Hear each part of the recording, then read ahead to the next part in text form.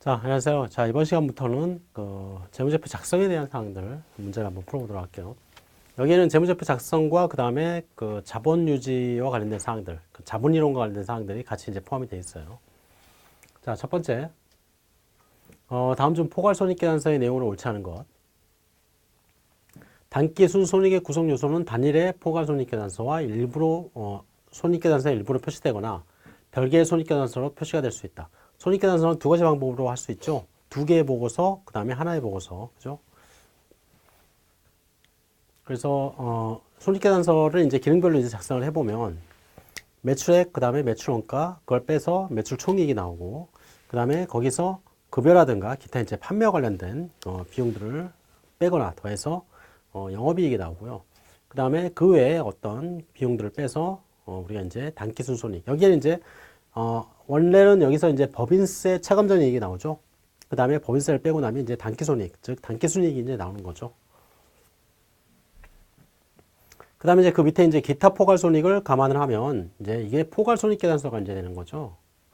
그리고 이 기타 포괄 손익에는 5가지 정도 기억을 좀 해놓으실 필요가 있다 그랬죠. 그래서 이 기타 포괄 손익과 관련된 사항들을 여기서 반영을 해주면 되는데 이걸 이제 포괄 손익 계산서라고 얘기를 하죠. 근데 이 손익 계산서를 단기 손익까지의 부분까지를 하나의 보고서로 만들고 그 다음에 그 단기 손익에서 기타 포괄 손익을 계산하는 또 하나의 보고서를 만들 수가 있다 그랬죠. 그래서 두 개의 보고서, 즉 이렇게 전체 보고서를 하나 만들든지 아니면 두 개로 따로 띄어가지고 보고서를 만들 수도 있다. 그래서 표시 방법은 이렇게 두 가지로 될 수가 있겠네요. 그 다음에 단기 순손익과 그 다음에 총포괄손익은 지배기업의 소유주와 그 다음에 비지배 지분에 해당되는 금액을 구분해서 표시를 하자. 즉 회사에 아주 중요한 지분을 가지고 있는 사람들에 대한 이익, 그 다음에 그렇지 않은 그 외에 기타 주주들 또는 투자자들에 대한 부분, 이런 것들을 띄어가지고 보고서에 표시해 주자는 얘기죠.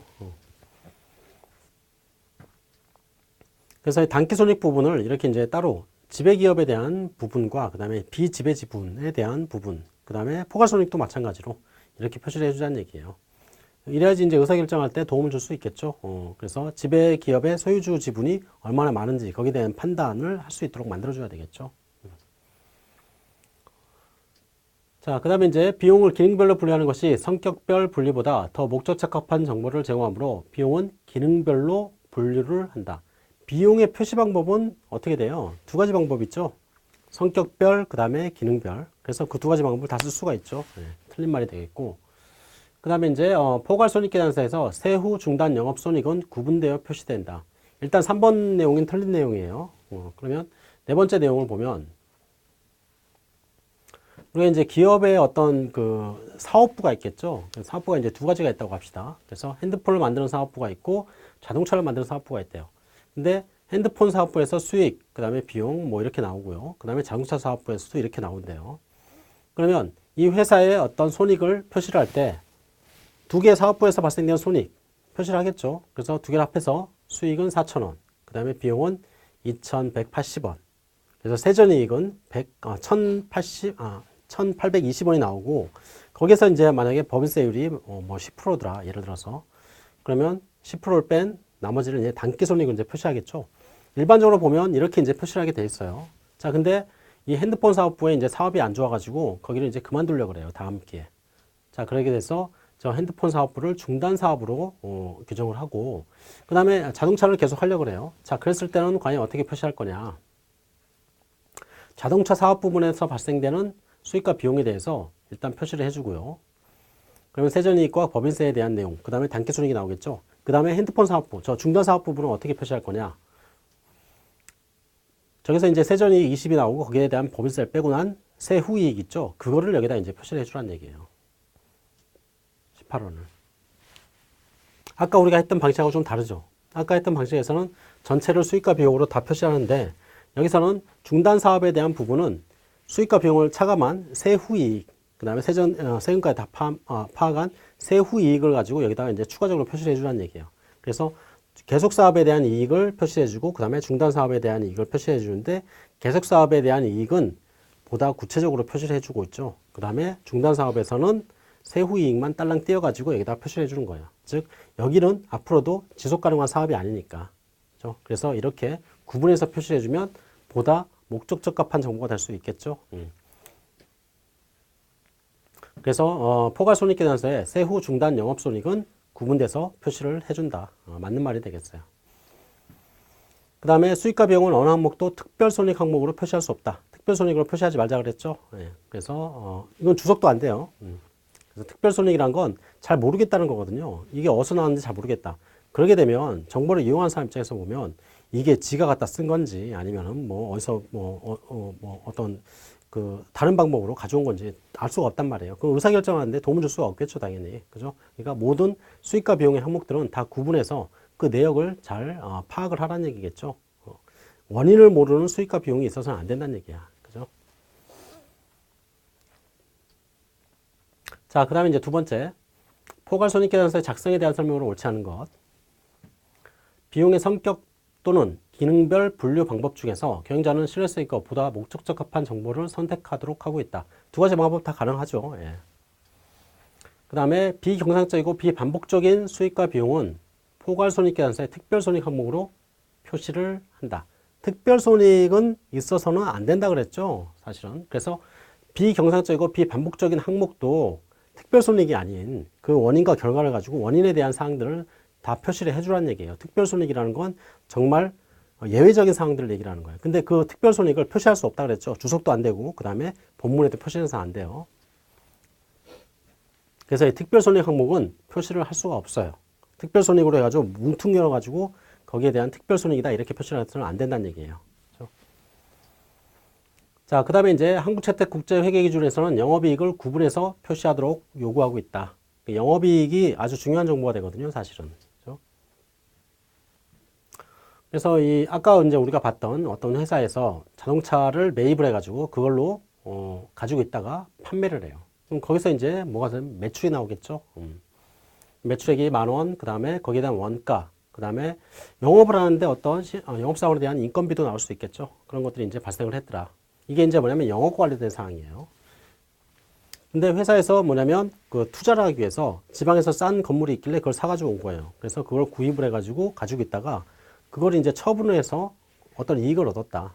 처분을 이제 15,000원 이제 처분했다고 합시다. 자, 그러면 이제 그게 이제 현금화 이제 돼가지고 들어왔겠죠. 예. 그럼 이 회사의 손익을 보면 자동차를 팔아서 얻은 손익, 그게 이제 영업이익이라고 얘기하죠. 이 회사는 자동차 회사예요.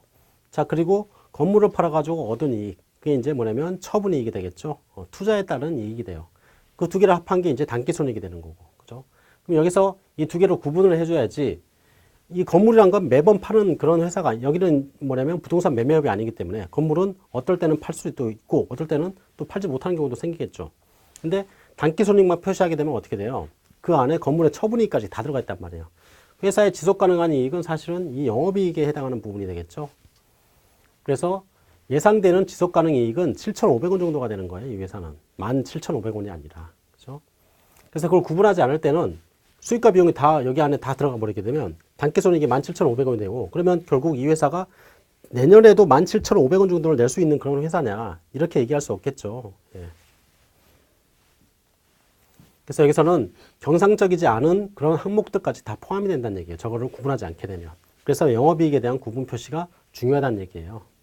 그래서 그 영업이익에 대한 구분 표시를 강제하지 않았던 때가 있었어요. 그러면 어떻게 되냐, 결국은. 회사가 이번에 실적이 안 좋잖아요. 그러면 가지고 있던 뭐 건물이라든가 그런 것들을 팔아가서 그거를 현금화를 시켜버리는 거예요. 그러면 이익이 갑자기 커지는 거예요.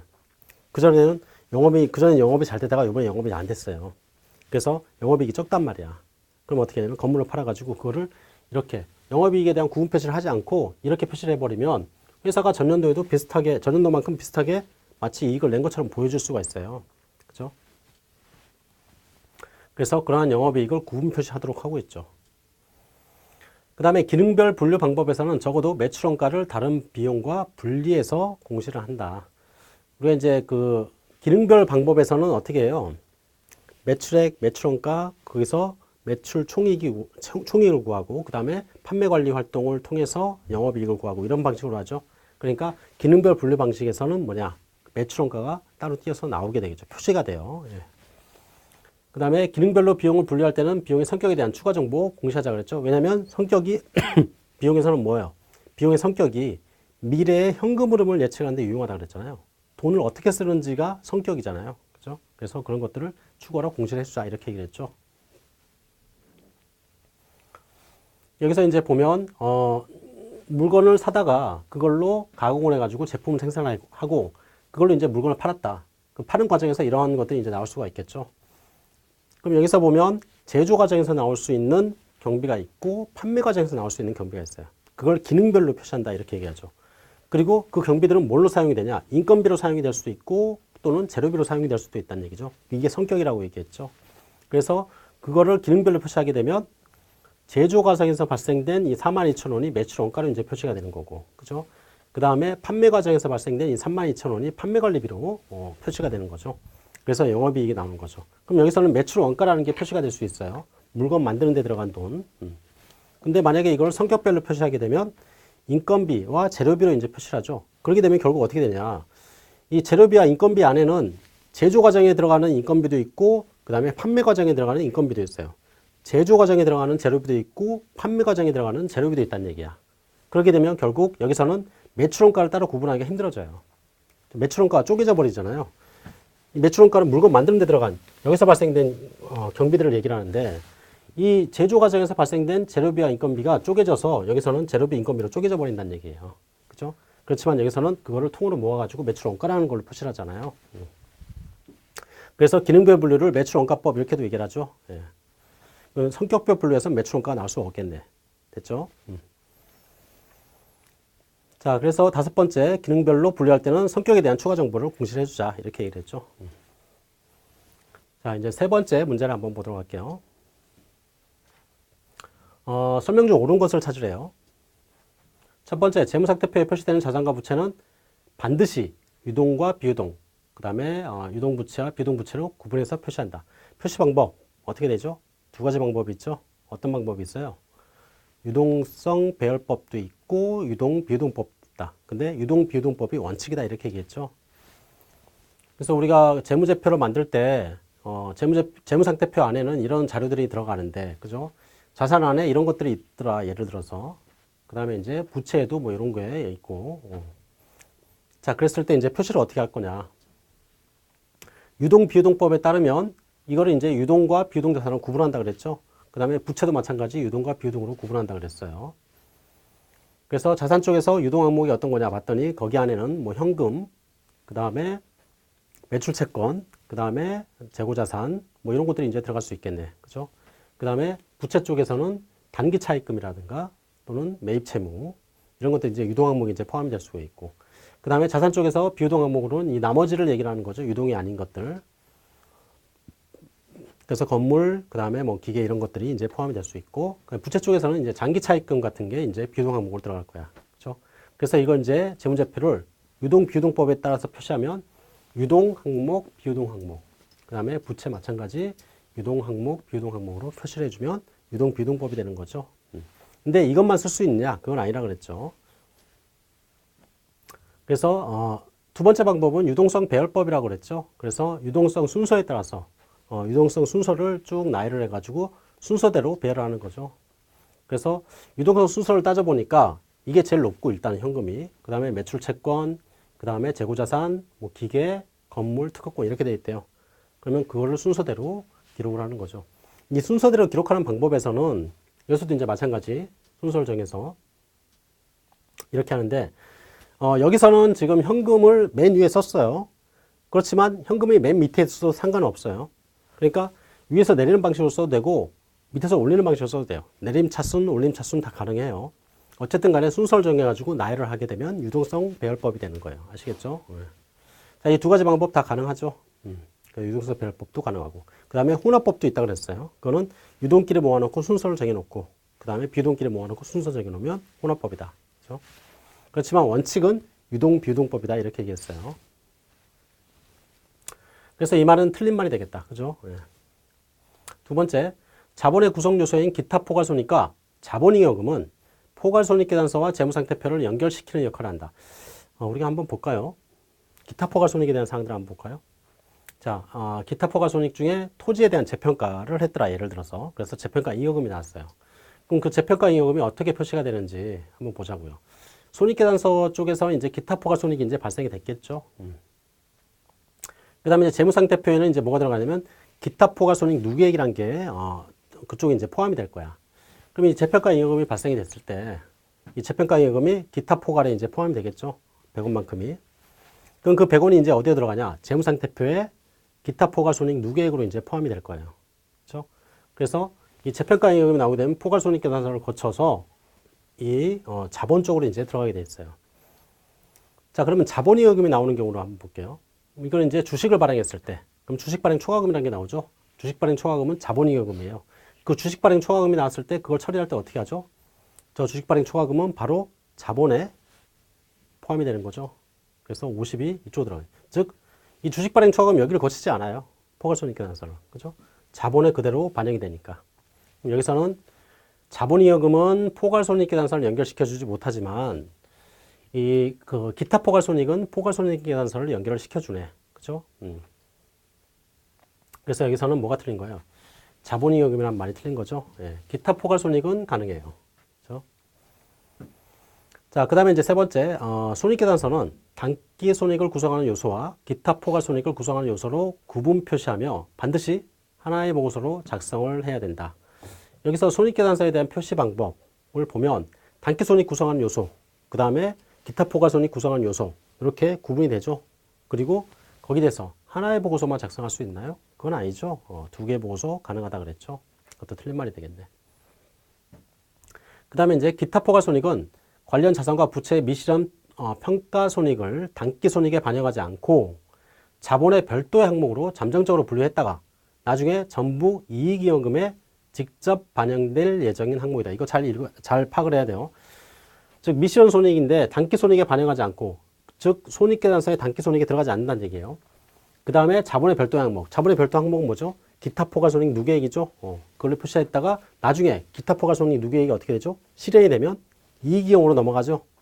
그래서 자본 쪽에는 자본금이 있고요. 분류를 보면 그 다음에 자본잉여금, 그 다음에 이익잉여금, 기타 포괄손익 누계액, 그 다음에 기타 자본이 있죠. 거기서 실현된 이익, 단기손익에 들어갔던 이익들은 어디에 포함이 되냐면 이익잉여금에 포함이 돼요. 근데 기타 포괄손익이 실현이 되면 그것도 나중에는 결국 이익잉여금으로 넘어갈 놈이에요. 그죠? 근데 넘어가는 방식이 두 가지 방식이 있죠. 그래서 보시면 먼저 가정을 요번에 이제 수익과 비용, 단기손익이 이만큼 나왔다. 일단 가정을 해놓고요. 기초에 기타 포괄손익이 10,000원만큼 있었고 이익잉여금이 50,000원만큼 있는 상태였다고 합시다. 자, 그리고 단기손익은 요번에 이제 150,000원, 그 다음에 70,000원. 그래서 단기손익이 80,000원 인식이 됐던 거고, 그 다음에 포괄손익이 80,000원 이제 있는 상태예요. 자, 여기에서 저 기타 포괄손익 10,000원이 실현이 됐다고 할게요. 실현됐다는 얘기는 뭐 토지라면 팔렸다 이렇게 이제 생각을 해보자고요. 자, 그럼 기초 상태에서 이제 이게 기말에 어떻게 바뀌는지. 자, 단기손익 일단 요번에 단기손익이 얼마죠? 80,000원. 그 80,000원이 이익잉여금에 이제 반영이 되겠죠. 자, 그 다음에 이제 이 기타 포괄손익 10,000원 중에서 요번에 실현이 되면 그 10,000원이 이익잉여금으로 넘어가요. 그죠? 그래서 이렇게 넘어가서 결국 기말에 이익잉여금은 이 세 개 합이 되겠죠. 총 140,000원의 이익잉여금이 기말에 이제 기록이 될 거야. 그죠? 그러면 결국 기타 포괄손익이 이때는 기타 포괄손익이 바로 이쪽으로 이익잉여금으로 넘어가는 과정이에요. 즉, 이 포괄손익계산서를 거치지 않고 바로 넘어갈 수 있다 이런 얘기야. 이게 이제 뭐냐면 단기손익을 거치지 않고 이익잉여금으로 넘어간다 이렇게 얘기를 하는 거죠. 이거는 맞아요. 이 방법이 있어요. 자, 근데 이런 방법도 있죠. 기초에 50,000원이 있었어요. 자, 근데 이게 이제 실현이 됐을 때 이 기타 포괄손익이 수익에 반영이 됐다가 그럼 결국 단기손익이 90,000원이 되겠죠. 그 90,000원이 이익잉여금으로 넘어가는 이런 방법도 있죠. 그래서 이거 계산하면 결국 이것도 마찬가지 기말에 140,000원이 돼요. 그렇죠? 이익잉여금은 두 방법에 의해서 실현됐을 때 어차피 똑같아. 그렇지만 이렇게 기타 포괄손익이 수익으로 넘어가서 단기손익에 반영돼 가지고 넘어가는 방법을 재분류조정이라고 얘기하죠. 그래서 기타 포괄손익이 실현이 됐을 때 이익으로 넘어갈 때는 두 가지 방법. 단기손익을 통해서 넘어갈 수 있고 그 다음에 바로 이익으로 넘어갈 수도 있다. 이렇게 얘기했죠. 그럼 여기서는 어떤 게 틀린 거예요? 단기손익에 반영하지 않고라는 말이 틀렸죠. 이렇게 전부 이익이 오면 직접 반영될 수도 있고 단기손익으로 넘어갈 수도 있으니까. 그렇죠? 자, 그 다음에 이제 다섯 번째, 재분류조정은 단기나 과거 기간에 인식한 기타 포괄손익을 단기손익으로 표시하는, 재분류하는 회계처리다. 이게 재분류조정이죠.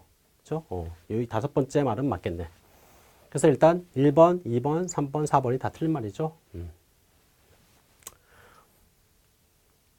그래서 첫 번째는 유동, 비유동 그걸로 구분해서 표시하는 것이 원칙이지만 꼭 그걸로 할 필요는 없다는 얘기죠.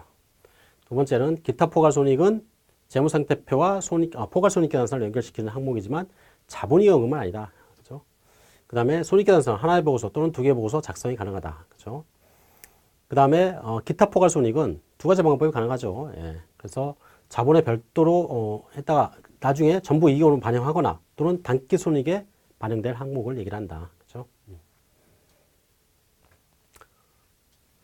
자, 그 다음에 이제 문제 4번 한번 보도록 할게요. 자, 재무제표 표시에 대한 설명을 옳지 않은 것.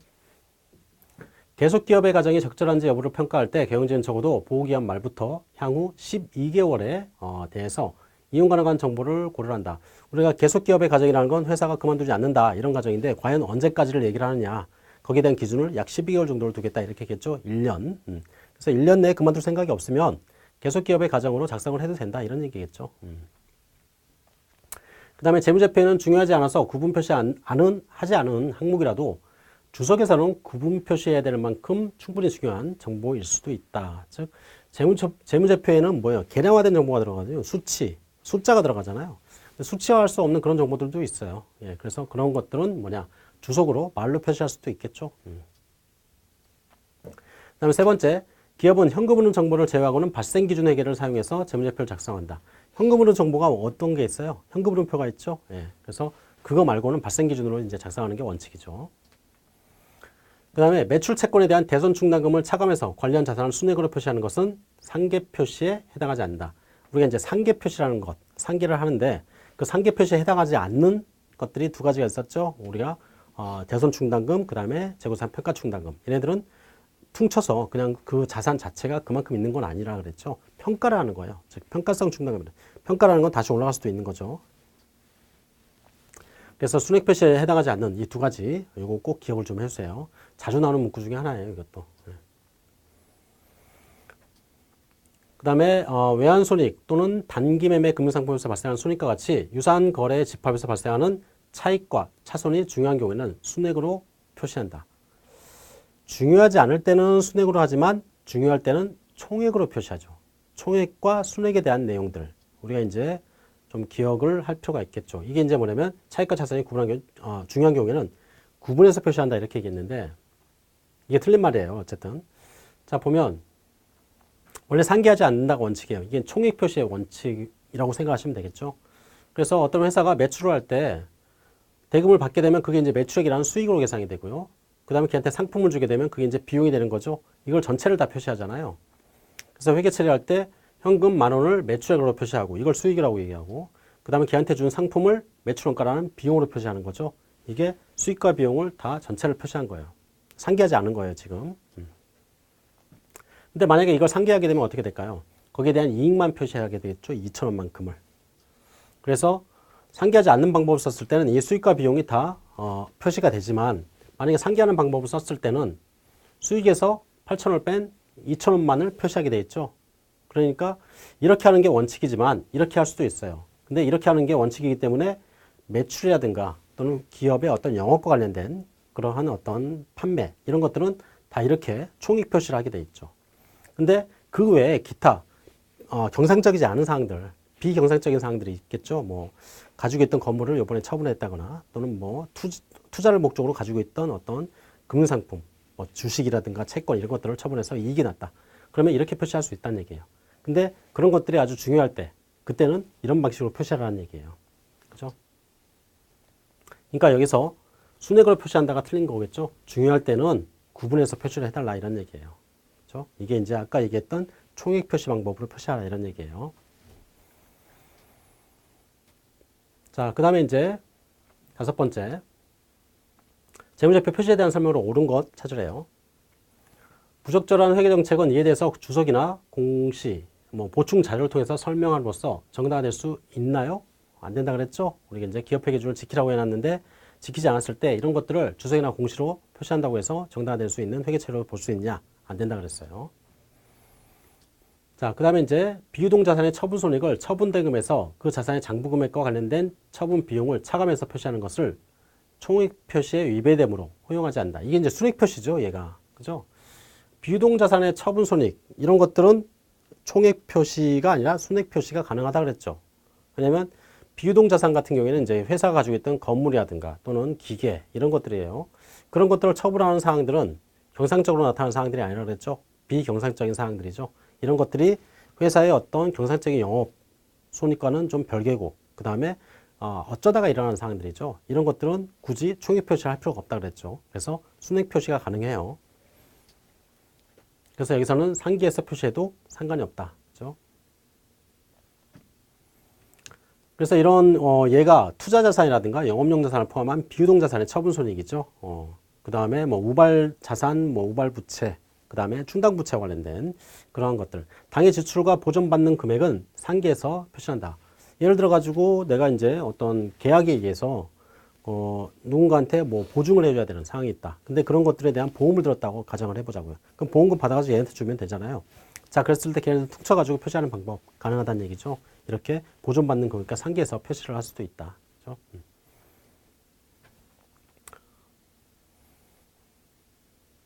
자, 컴퓨터를 파는 회사다. 예를 들어서. 그럼 이제 그걸 구입했을 때 거기에 대한 원가가 있겠죠. 그게 이제 재고자산이 이제 들어가죠. 그 다음에 유용자산을 구입했을 때 그게 거기에 대한 원가가 있겠고요. 그럼 그 재고자산을 판매하게 되면 우리가 뭐가 나오냐면 매출액과 매출원가가 나와요. 그렇죠? 그래서 저걸 매출액, 그 다음에 매출원가 이렇게 얘기를 하죠. 이 판매된 부분 매출액, 매출원가. 거기에 대해서 이제 수익, 매출액 10,000원, 그 다음에 매출원가 4,000원 이렇게 총액 표시를 하게 돼 있죠. 근데 비유동자산, 이런 유용자산을 처분했을 때는 그 처분에 대한 손익을 어떻게 순액으로 이제 표시를 하죠. 일반적으로. 그래서 10,000원 중에서 그 취득에 포함된 금액 4,000원을 뺀 금액을 표시를 해서 6,000원으로 이제 순액으로 이제 표시하게 돼 있죠. 그래서 회계 처리를 보면 우리가 이제 봤듯이 총액 표시를 하는 거예요. 여기서는 이제 순액 표시가 가능하죠. 처분이. 우리가 이제 항상 회계 처리할 때 이렇게 하잖아요. 그렇죠? 자, 그래서 상계 표시 가능하다는 거예요. 자, 그 다음에 이제 세 번째, 재무제표의 항목의 표시와 분류는 한국채택 국제회계에서 표시하는 방법을 변경을 요구하는 경우에 이외에는 매기 동일해야 된다. 표시 방법을 바꿀 수 있어요. 근데 바꿀 때 그 바꾸는 어떤 이유, 그 이유에서는 두 가지를 얘기를 하고 있죠. 첫 번째는 뭐냐면 사업의 내용이 변화를 했어요. 아주 중요하게 변화가 돼서 표시 방법을 바꿔야 되겠더라. 그런 것들이 합리적으로 인정이 된다면 그때는 바꿀 수 있다는 얘기죠. 그 다음에 두 번째는 뭐냐면 한국채택 국제회계 기준이 바꾸래요. 그러면 어쩔 수 없이 바꿔야 되겠죠. 그래서 여기서는 틀린 말이 뭐예요? 이거 외에는 안 된다 이렇게 얘기했으니까 틀린 거죠. 뭐냐면 이런 경우에도 가능하니까. 즉 사업 내용의 유의적인 변화나 재무제표를 검토한 결과 다른 표시나 분류 방법이 더 적절하다는 것이 명백한 경우 그때는 바꿀 수 있다 그랬죠. 그러니까 여기서도 틀린 내용이 돼요. 자, 그 다음에 이제 네 번째, 기업이 기존의 대출 계약 조건에 따라서 보기한 후 적어도 12개월 이상 부채를 차환한다는 얘기는 다시 상환하고 다시 부채를 꾸는 거죠. 그 다음에 연장할 것으로 기대하고 있고, 그 다음에 그런 재량권이 기업이 가지고 있어요. 즉, 내가 연장하고 싶으면 연장할 수 있다. 이런 얘기죠. 그런 경우에 보기한 후 12개월 이내에 만기가 도래한다면 유동부채로 분류를 한다. 이런 경우에 유동부채가 돼야 되느냐 이런 얘기예요. 내용을 보면 지금 현재 12월 31일인데 부채를 가지고 있어요. 근데 그게 이제 뭐냐면 이제 10개월, 9개월 있으면 만기가 되는 그런 부채야. 그죠? 근데 그거를 내가 회사에서 어떻게 하고 있냐? 이 부채를 12개월 이상 연장을 하려고 그래요. 근데 거기에 대한 재량권을 가지고 있을 때와 가지고 있지 않을 때를 이제 판단하는 거예요. 그럼 지금 현재 시점에서는 지금 뭐냐면 9개월 남은 거예요. 그럼 이거 자체만 가지고 보면 이거는 유동이야, 지금. 그죠? 예.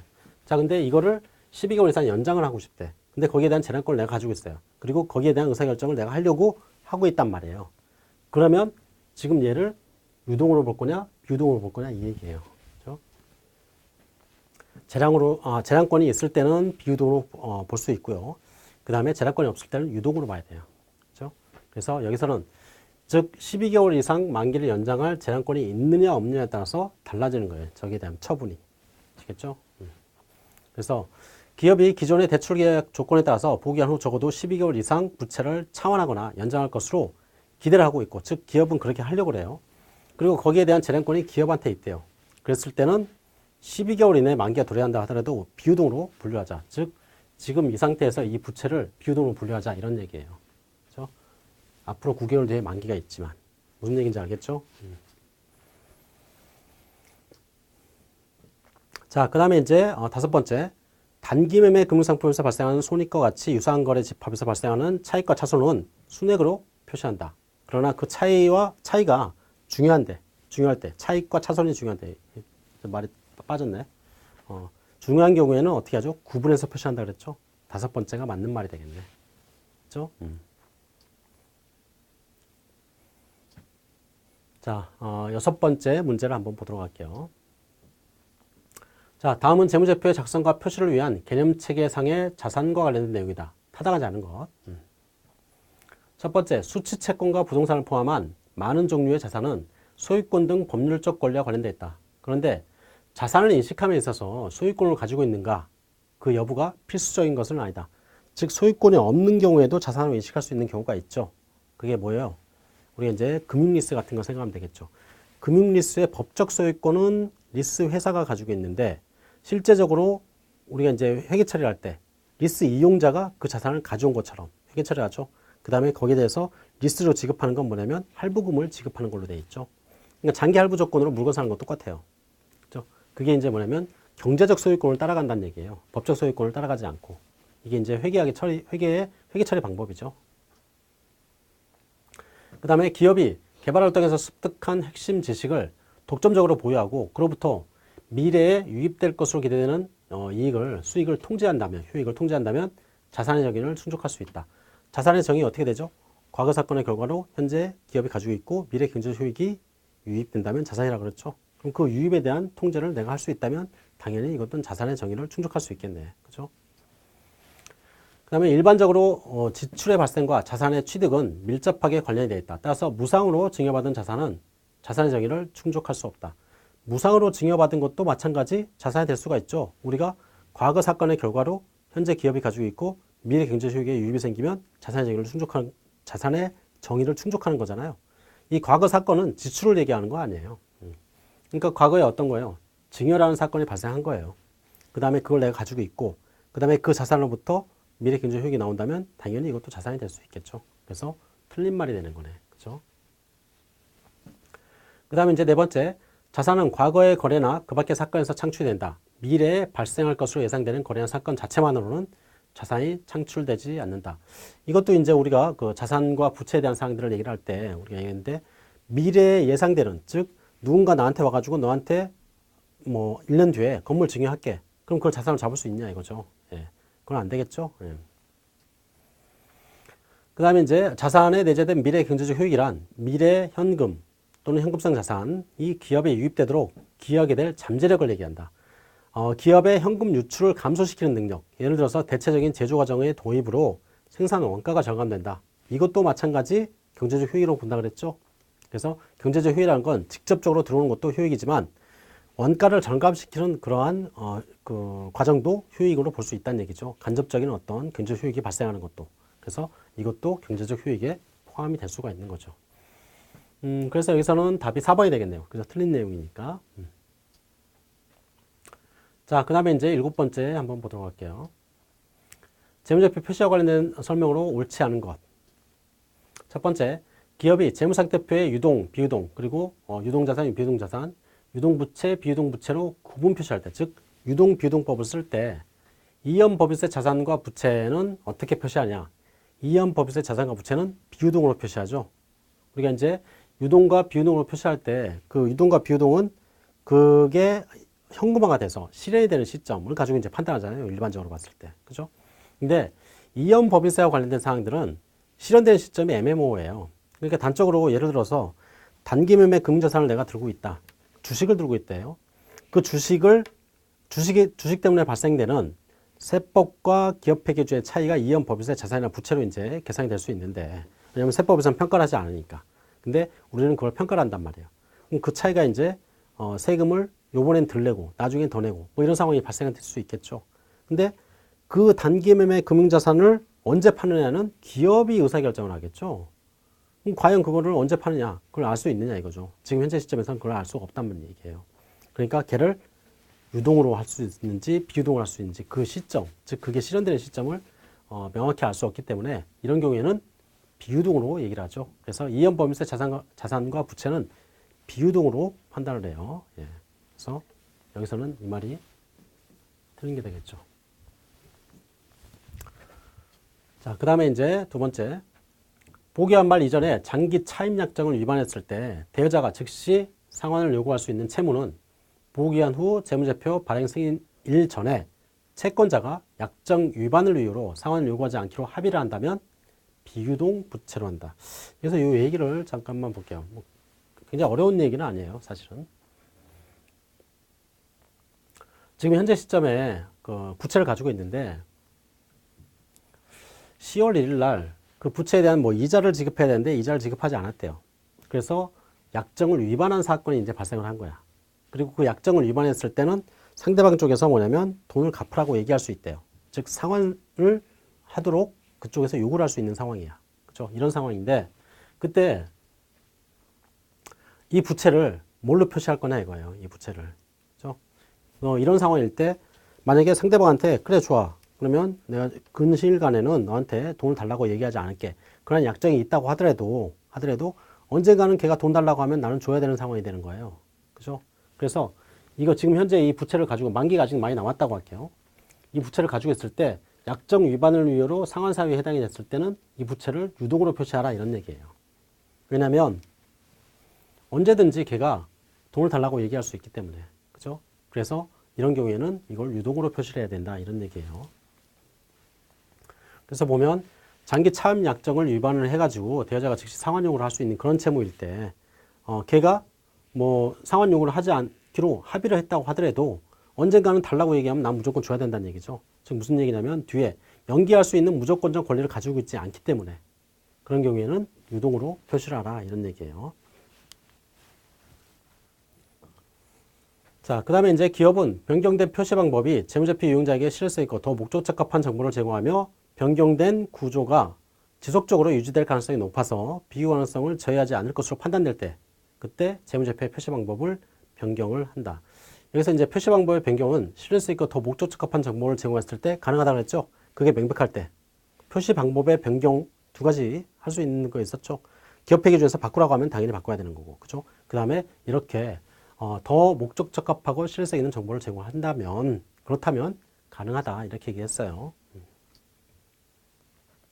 그 다음에 네 번째, 극히 드문 상황으로서 한국채택국제회계주 요구사항을 준수하는 것이 오히려 개념체계에서 정하고 있는 재무제표의 목적과 상충이 되어서 재무제표 이용자한테 오해를 유발할 수 있다고 판단이 된대요. 자, 그랬을 때 어떻게 하냐. 경영자는 이 결론을 내리는 경우에 관련 감독 체계가 이러한 요구사항으로부터 일탈을 의무화하거나 금지하지 않는다면 한국채택국제회계 기준의 요구사항을 달리 적용을 한다. 무슨 얘기냐. 기업회계 기준에서 정하고 있는 방법을 쓰게 되면 오히려 정보 이용자들이 거기에 대한 의사결정이 왜곡이 될 수 있대요.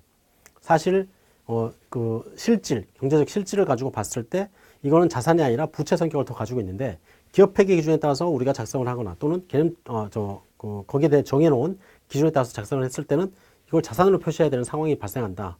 자, 그랬을 때는 거기에 대해서 회계를 담당하는 이 재무제표를 만드는, 작성하는 어떤 그러한 경영자가 거기에 대한 의사결정에 보다 합리적인 방법을 선택하도록 할 수 있다는 얘기예요. 그렇지만 그거를 여기서 뭐라고 해요? 경영진이 내는 경우에 관련 감독 체계가 이러한 요구사항에 대해서 일탈을 의무화하거나 또는 금지하지 않았다면, 즉 네가 어느 정도의 재량권을 가지고 있도록 해놨다면 바꿀 수 있다 이렇게 얘기하는 거예요. 그러니까 그런 것들을 아예 막아놓지 않았다면 그 얘기예요. 그래서 이런 경우에 한국채택국제회계제 요구사항을 달리 적용을 해서 정보 이용자를 우선으로 해야 된다는 얘기죠. 일단은 이 기준이란 건 정보 이용자한테 유용한 정보가 돼야 되니까. 그죠? 이게 이제 이 얘기예요. 그래서 극히 드문 상황이에요, 사실은. 극히 드문 상황으로서. 자, 그 다음에 이제 다섯 번째. 기업이 기존의 대출 계약 조건에 따라 보기한 후 적어도 12개월 이상 부채를 차환하거나 연장할 것으로 기대하고 있고, 그런 재난권이 있다면 어떻게 한다 그랬죠? 그거는 비유동 부채를 한다 그랬죠? 이거 이제 우리가 봤던 상황이죠. 그래서 여기 있는 내용들을 좀 기억을 좀 했어요. 기업, 재무제표 표시에 대한 내용들 중에서도 우리가 이제 조금 구석진대 내용들이 많이 나오는 경우가 있거든요. 그런 것들은 여기에서 이제 나오는 것들, 이런 것들이 대체적으로 나오니까 좀 기억을 해주세요. 자, 그 다음에 이제 여덟 번째 내용들을 한번 볼까요? 여덟 번. 자, 재무제표에 관한 설명으로 옳지 않은 것. 기업이 경영활동을 청산하거나 또는 중단한 의도가 있거나 또는 경영활동을 계속할 수 없는 상황에 처한 경우를 제외하고는 계속기업을 가정해서 재무제표 작성해야 된다. 그렇죠? 이게 계속기업의 가정이죠. 두 번째, 상이한 성격이나 기능을 가진 항목은 구분해서 표시하되 중요하지 않은 항목은 성격이나 기능이 유사한 경우에 통합해서 표시할 수 있다. 우리가 이제 현금 및 현금성 자산을 해가지고 현금에 들어가는 것들을 다 합해가지고 현금 및 현금성 자산으로 해서 우리가 표시하는 방법도 있죠. 자, 그 다음에 이제 일반적으로 재무제표는 일관성 있게 1년 단위로 작성을 하나 실무적인 이유로 52주의 보공기간을 정했어. 52주가 대략 1년이에요. 보통 보면. 그래서 이것도 가능하더라. 그 다음에 재무제표의 기간별 비교 가능성을 제거하기 위해서 재무보고를 할 때 전기와 단기를 비교하는 형식으로 보고를 해야 된다. 당연히 얘기했죠. 비교 가능성을 높이기 위해서. 그죠? 그 다음에 계속기업의 가정이 적절한지 여부를 평가할 때 경영진은 적어도 보고기간 말부터 향후 몇 개월? 12개월, 1년 정도로 보장을 했죠. 여기는 이 말이 틀린 거네. 이용 가능한 정보를 모두 고려해야 된다. 그래서 다섯 번째 말이 틀린 말이 되겠네요. 그래서 12개월 정도로 이제 본다. 간단하게 이제 넘어가도록 하고요. 그 다음에 아홉 번째 문제를 한번 보도록 할게요. 개념 체계의 자본과 자본유지 개념에 대한 설명이에요. 자본과 자본유지 개념. 첫 번째, 기업은 재무제표 이용자의 정보 요구에 기초하여 적절한 자본 개념을 선택해야 되는데, 만약 재무제표의 이용자가 주로 투하 자본은 현금이라고 보시면 돼요. 걔한테 돈을 준 거, 그죠? 거기에 출자를 한 금액, 그걸 얘기를 하는 거예요. 거기에 관심이 있다. 투하 자본에 구매력에 관심이 있대요. 이 구매력은 뭐예요? 물가를 반영한 개념이죠. 그래서 거기에 관심이 있다면 재무적 개념의 자본을 선택을 해야 된다. 우리가 재무자본 유지 개념에서는 뭐가 있어요? 명목 화폐 단위에 따른 개념이 있고, 그 다음에 구매력 유지에 따른 개념이 있죠. 그걸 얘기를 하는 거네. 그래서 우리가 이제 두 가지 재무자본 유지 개념과 그 다음에 실물자본 유지 개념이 있죠. 그리고 재무자본 유지 개념에서는 명목 화폐 단위에 따른 개념이 있고, 그 다음에 불변 구매력 단위에 따른 개념이 있죠. 명목 화폐 단위에 따른 개념은 화폐의 증가액을 다 이익으로 보는 개념이고, 그 다음에 불변 구매력 단위에 따른 개념은 일반 물가 수준에 따른 가격 상승을 초과하는 자산가격 상승, 즉 구매력을 기존에 기초에 있었던 구매력과 기초의 구매력을 그대로 유지하기 위해서 내가 가져야 되는 지금 현재 구매력을 초과하는 부분을 이익으로 본다. 이거 이제 뒤에 이제 계산 문제에서 또 이제 보도록 할게요. 내용은. 그 다음에 실물자본 유지 개념은 실물의 생산 능력을 가지고 이제 판단을 하는 거죠. 그래서 여기서 우리가 좀 중요하게 봐야 되는 것들이 측정을 할 때 재무자본 유지 개념에서는 측정 방법, 재무제표 요소의 측정 방법 네 가지가 있었죠. 역사적 원가, 현행 원가, 현행 유출 가치, 그 다음에 현재 가치. 그런 것들 다 쓸 수 있는데 실물자본 유지 개념에서는 뭘 가지고 간다 그랬어요? 현행 원가를 가지고 간다 그랬어요. 자, 그래서 여기서는 맞겠고요. 그 다음에 두 번째, 실물자본 유지 개념을 사용하기 위해서 현행 원가 기준에 따라서 측정해야 되는 반면에 재무자본 유지 개념을 사용하기 위해서는 역사적, 이런 얘기는 없죠. 일단 이 말이 일단 틀렸네요. 네 가지 방법 다 쓸 수 있죠. 여기서는 화폐를 가지고 기준으로 하니까 그 실물 자체를 어떻게 평가하냐 그건 의미가 없어요. 여기서. 그렇죠? 그래서 여기서는 측정 방법을 다 쓸 수 있다. 그 다음에 세 번째, 실물자본 유지 개념 안에서 기업의 자산과 부채에 영향을 미치는 모든 가격 변동은 자본의 일부인 자본유지 조정으로 처리가 된다. 우리가 이제 자본유지 조정이라는 거, 여기서 1월과 즉 기초와 기말 시점에 실물을 기초에 저렇게 두 대의 어떤 자동차를 가지고 있었어요. 자, 그리고 그게 이제 기말이 돼서 두 대를 계속 가지고 있더라. 예를 들어서 기초의 자동차 두 대, 그리고 지금도 자동차 두 대예요. 만약에 중고 매매를 하는 그런 사람이라면 실물의 변동이 없는 상황이죠, 지금. 그죠? 근데 기초에 이제 가지고 있던 저 자동차에 대한 가치를 보니까 저기 한 2만 원 정도 한대요. 그 다음에 지금 그 가치를 보니까 저 가격이 좀 올랐어요. 그래서 2만 4천 원 정도가 된대. 어쨌든 실물은 기초에도 2대고 기말에도 2대예요. 근데 거기에 대한 실물에 대한 가치를 저 화폐 가치로 따져보니까 처음에는 2만 원, 지금은 2만 4천 원이라는 얘기죠. 그러면 과연 4천 원만큼 이익이 있는 거냐? 실물 자본 유지 개념에서는 저걸 이익으로 보지 않는다는 얘기죠. 이 가격 변동의 4천 원 뭐냐면 기초 상태의 실물을 유지하기 위한 추가적인 투자액으로 보는 거예요. 그거를 뭐라 하냐면 자본 유지 조정이라고 얘기하는 거예요. 그죠? 그래서 뭐 이런 개념은 이렇게 생각을 하면 되겠죠. 뭐 기초에 이제 에어컨을 가지고 있었는데 그 에어컨이 처음에는 사가지고 왔을 때는 빵빵하게 전체를 다 시원하게 해줬어요. 근데 1년 동안 쭉 쓰다 보니까 이게 그 성능도 좀 저하되고, 그죠? 그 문제가 좀 생기더라 이거죠. 그래서 에어컨을 틀어도 시원하지가 않아요. 그럼 기초 상태의 어떤 능력을 유지하기 위해서는 그 에어컨에 뭘 해야 돼요? 유지 보수를 해야 되겠지. 그죠? 유지 보수비가 한 10,000원 정도가 들어갔대요. 그럼 그 10,000원은 뭐냐? 처음에 기초 상태를 유지하기 위해서는 추가적인 투자하게 되는 거예요. 그거를 이제 자본 유지 조정이라고 생각하는 거야. 그죠? 그래서 기초 상태의 어떤 실물을 계속 유지하기 위해서 우리가 가지고 있어야 되는 가치는 24,000 정도가 되는 거고, 그 24,000원을 초과하는 부분이 있다면 그건 이걸 보자는 얘기예요. 그죠? 이게 이제 뭐냐면 기초 상태의 실물을 유지하기 위한 투자액이라고 보는 거죠. 이게 실물 자본 유지 개념에서는 그거를 이걸 보지 않는다는 얘기죠. 그러면 그래서 이거를 자본 유지 조정으로 처리한다. 그죠? 그 다음에 네 번째, 자본 유지의 개념은 이익이 측정되는 준거 기준을 제공함으로써 자본 개념과 이익 개념 사이에 연결고리를 제공한다. 그래서 자본 유지 개념은 기업의 자본에 대한 투자 수익과 그 다음에 투자 회수를 구분하기 위한 필수 요건이다. 자본 유지 개념이라는 건 이익을 어떻게 보느냐에 따른 내용이에요, 사실은. 그래서 아까처럼 실물이 2개가 있는데 그 실물 가격의 상승분을 이익으로 볼 수도 있어요. 그건 투자자 입장이지 뭐, 그죠? 그 다음에 그거는 이익이 아니야. 그거보다 초과하는 부분을 이익으로 보자. 이렇게 볼 수도 있어요. 그러니까 투자하는 사람 입장에서 보면 어떤 걸 이익으로 보느냐에 따라서 내 투자액의 회수가 어떻게 진행이 되는지 그런 것들을 판단할 수 있겠죠. 그럼 거기에 대한 개념을 정해줘야 되잖아요. 그게 자본유지 개념이라는 거예요. 그죠? 그 다음에 재무자본 유지 개념이 명목 화폐 단위로 정해야 된다면 기간 중 보유한 자산 가격의 증가 부분, 이거는 다 이익으로 본다. 명목 화폐 단위에 따른 개념은 어쨌든 화폐액이 증가하면 다 이익으로 보는 개념이죠. 그게 이제 명목 화폐 단위에 따른 개념이다. 일단 이번 시간에 이제 9번째, 9번까지 하고요. 다음 시간에 또 10번부터 문제를 계속 이어가도록 할게요. 네, 고생하셨습니다.